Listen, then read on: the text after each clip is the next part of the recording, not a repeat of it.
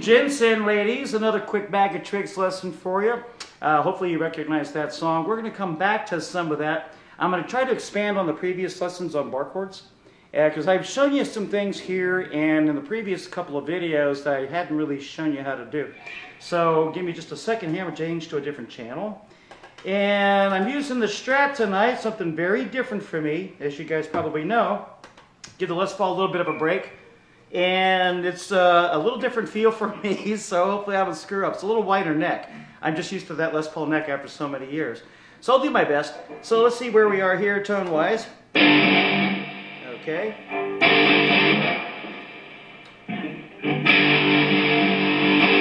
Okay, get with some of the modulation. So I got asked to show a couple of things by folks from messages from the last couple of videos. And one of them was actually 2 or 3 people asked me this. How do you hold a pick? Not how to hold a pick, how do you hold a pick? Now that sounds really basic, but not necessarily. There's 1,000 different ways of holding picks. A lot of it depends on your playing style. You've seen how Eddie Van Halen tends to hold one. Like this kind of stuff. I can't do that. I can't play like that. I tend to hold mine like this. Okay, I'm using Dunlop 1mm. I find those to be superb. Not necessarily just the brand, although I love them, but the 1mm thickness is great. I use these for rhythm, for lead, acoustic, electric. It doesn't matter. Very versatile, one size fits all. And I just kind of hold it like this. Make sure I'm doing it right. I'm not choked up too much on it. One of the things I want to tell you, I learned this the hard way. If you're choking up way, way, way high on your pick, where you're just playing with a tiny little bit, your pick is too thin. I did that for a long time. I was using really lightweight picks, and I noticed, what the heck am I doing? And so I just went to heavier picks, okay? Again, very basic, but it took me years to figure that out because I'm not the sharpest knife in the drawer. So anyway, now another thing I wanted to talk about a little bit is palm muting. I got asked a lot about that. Some of these tones that you guys hear me use, let me just use one that I think will sound familiar, even on a Strat.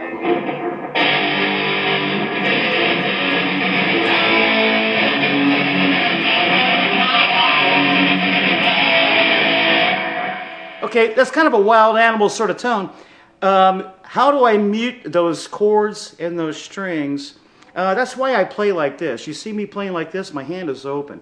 I see some people playing like this. Whatever works for you, but I can't do that. I literally cannot play like that. My hand has to be open, and this is why. You know, my hand is resting down here by the bridge, so that when I actually need to mute a string,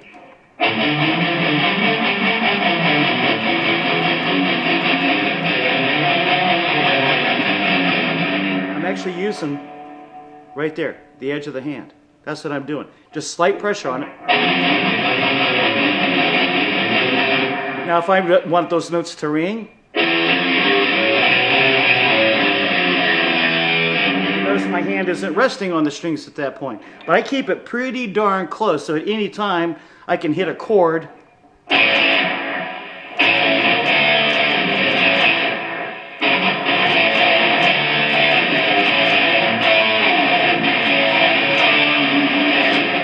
Okay, so that takes a little bit of practice. I've been doing it for a long time. I don't even think about it anymore. But that's basically, they call it palm muting. I don't know, I'm not really sure why. I'm not using the palm per se. It's really, I guess, the edge of the palm. Right here, the fleshy part, the side of the hand, that's what I'm muting with. And it doesn't take a whole lot of pressure at all. So anyway, that way you can lift it up and put it down as you need for notes and or chords.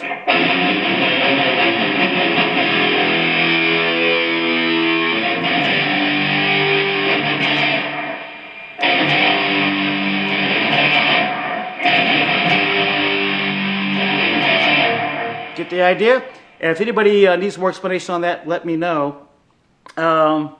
So another thing I thought I would cover is some of those chords I was showing you.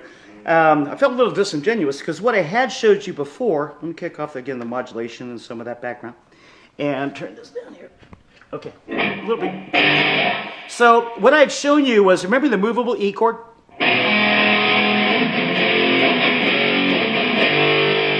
And then we covered what we call the movable A, moving the A shape up the neck. And remember, when we did that, the root note is always on the A string. Covered that several times. One of the things I hadn't really shown you, but you see me use in videos, is this. This is an A, but so is this. If I take that, we know that was an A, or I'm sorry, A and a D. If I just move it up, I don't have to do the whole thing. See, watch. If you're going to do something like this, you want the whole chord to ring, you want that movable E. But if you're doing just a rock chord, all I'm hitting is those bass strings. That's it. And I'm literally taking what we call the movable A and just moving it up one. Now the E is the bass note.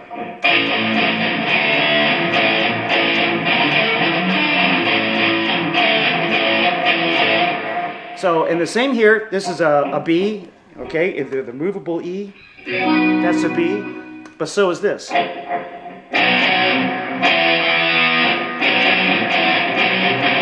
Let's chew all the way up and down the neck.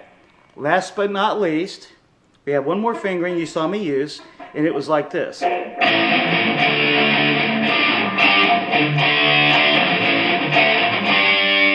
middle finger is doing nothing but anchoring. Okay, this is what we're doing.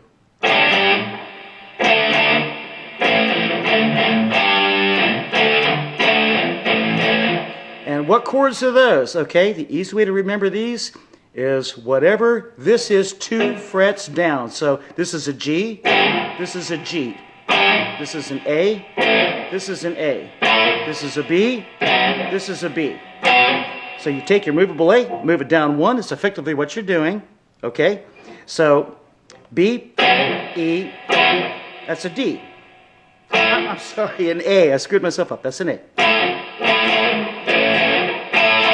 B, B, C, C. So you saw me use those in the songs, and you use those to expand your vocabulary a bit.